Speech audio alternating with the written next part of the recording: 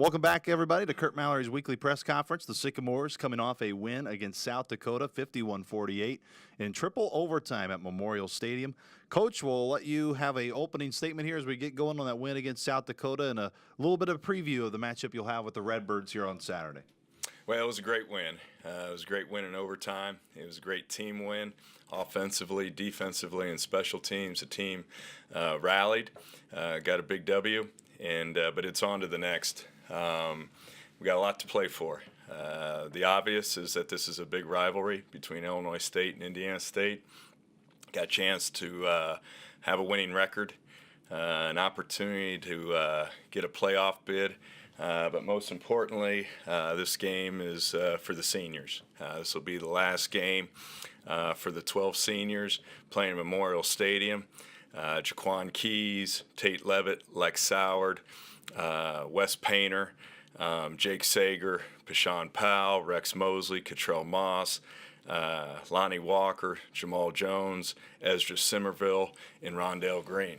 These guys have poured their heart and soul into this program, and this game is for them. You brought up a lot of those seniors. Specifically, Cottrell had himself a ball game over the week. You could probably throw out a lot of stats about Cottrell, but what does he bring to your team that stats don't necessarily speak about?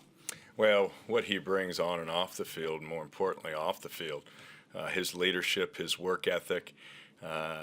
He's just a true warrior. Last year, played with one shoulder throughout the season, And there'd be times I'd walk out onto the field, he'd be on the ground. I already knew what the injury was. His shoulder was out. But he'd pop it back in, and he'd be right back out there. That's what type of young man this is. Loves Indiana State, loves his football program, and has been a true leader for us. When you look at the biggest thing you were able to do over the weekend and just being able to get that win in triple overtime, what can it do for a team from a momentum standpoint of being able to win a game in that fashion?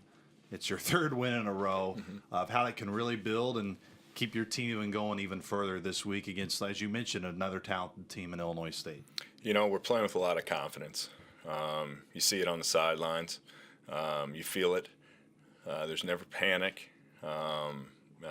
When another team's having success, we're able to come on the sidelines, make some adjustments, and tighten down. And there's never panic, but you're really seeing a team growing, and that's what has really been probably the most positive thing coming out of the season, that we've gotten better each week. Knowing you win in the overtime without two key pieces, one key piece in Jonas, and then you lost Rex in the middle, I think, of the second overtime. Yet your defense was really a big reason why you were able to force South Dakota, of course, to a field goal and then set up your offense for the game winner. When you went back and watched the film, what did you see from your defense specifically when those guys were lost? That you preach all the time, it's the next man up. You can't wait, you can't dwell on it, and that your defense was able to do that. Well, absolutely. Obviously losing a key player like Jonas and Rex at a critical time, guys went in. And did a great job, and did their role. That's their job, to go in at any time. That's been the approach since day one. And it was a next man up mentality, and everyone rallied around them, and we were able to make a stop at a critical time where they kicked a field goal, and we were able to score a touchdown. I know it's still early in the week, and I'm sure it's a question Andy has as well. Do you have any updates on the injury front in terms of just your group and kind of the progression of when you maybe we'll find out even more, as I know it's still early? Sure, it is. It's still early. All indication, if they can go, they'll go. And that's what type of young men they are. It's going to be hard to keep those guys back. But we'll know more as the week progresses. But we're about as healthy as we possibly can be. In college football, you're going to have injuries, God forbid. The team's been able to rally, and next man up has been ready to prepared and has been able to fill the role. I don't know if there is more creative ways. I can ask questions about Ryan Boyle too, because I feel like a broken record asking about him each and every week. But 7 touchdowns. It'd be hard to find a better performance anywhere in college football over the past weekend. Again, probably another guy you can point to that he brings much more to this team than just what he brings in terms of stats. But what was it that just the way he played on Saturday that allowed him to have such command, but also being able to run the football the way he did. You know, Ryan, probably the most amazing thing is that he hadn't played quarterback since high school in a game. And, of course, when he was at Dowling Catholic, all he did was win state championships. But he's gotten better each and every week. Got great confidence, great command of the offense, and you just see an improvement each and every week. What kind of lesson is he to your guys of, you always say, hey, you never know when your time's going to come. He went to Iowa. His time really never came. He made a position switch to try to get him some playing time at the team, and eventually went back to quarterback. But it's been a long time since he's played, but you know he hasn't just been slouching during that time either. What kind of lesson is he for your guys of, look, you may not be getting your time right now, but make sure you're continuing to put in the work, because that's exactly what Ryan did, and he's now reaping those benefits. That's exactly what he has done.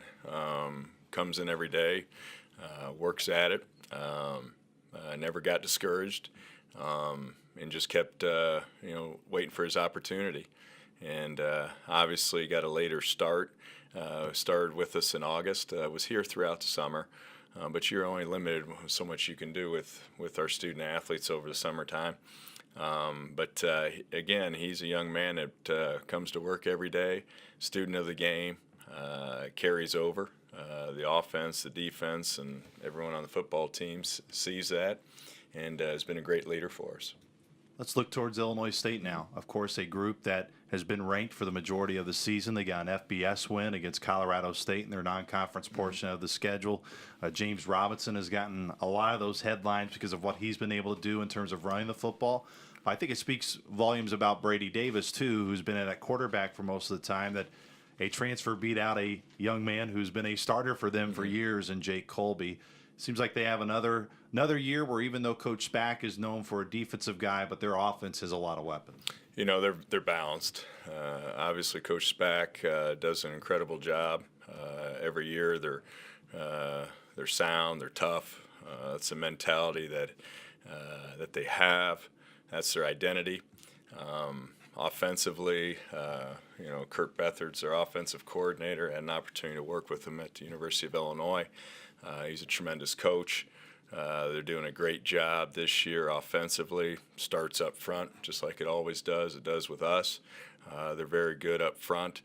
They got a great running back. Quarterback is obviously top quarterback, one of the top quarterbacks in our conference, and they got great wide receivers. You know, I'm familiar with one, Schnell, whose father played for my father at Indiana, was a great quarterback. And he's a gamer, and he's played a lot of football for him. So offensively, they can pound you and they can throw it. So they're very well balanced. About the only thing I have to add, Coach, is what do you notice different now that you've got 3 wins in a row? You've preached positivity ever since you've been here. Maybe not everybody was on the bandwagon originally.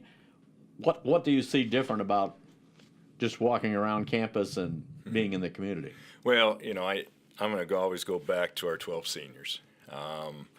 After the Northern Iowa game, I knew we had a very strong core to build around, and it was those 12 seniors that we were going to build it around. I knew what they were putting into it. I knew what they were pouring their heart and soul. We were going to build around those guys. And they've worked extremely hard as well as the rest of the football team. But they never panicked. There's a lot of confidence in this football team. They know they're good. When you talk to them, you see it in their eyes. We're not having to convince them that we can win in every game, that we can battle. If we battle and we play hard, then we certainly will. Which we've done this year. So that's always been the identity. Obviously, it's exciting to have some 3 wins in a row, but we're not done yet. We still have 2 more games and a big one this weekend. You talk about the big one this weekend. I'll let you go on this one, Coach Mallory. Even tweeted out over the weekend, the crowds this year at Memorial Stadium have been over 5,000 fans have come to each and every game this year. Only had one crowd of that magnitude a year ago. To Andy's point, there's not just enthusiasm here on campus, but in the community.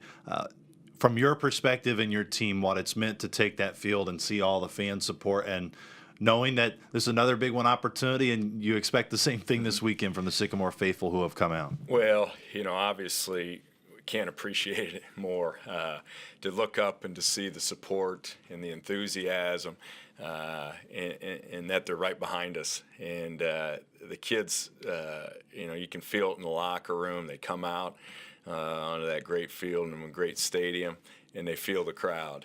And it's been awesome. And this weekend, obviously, we need a great showing, which I know we will.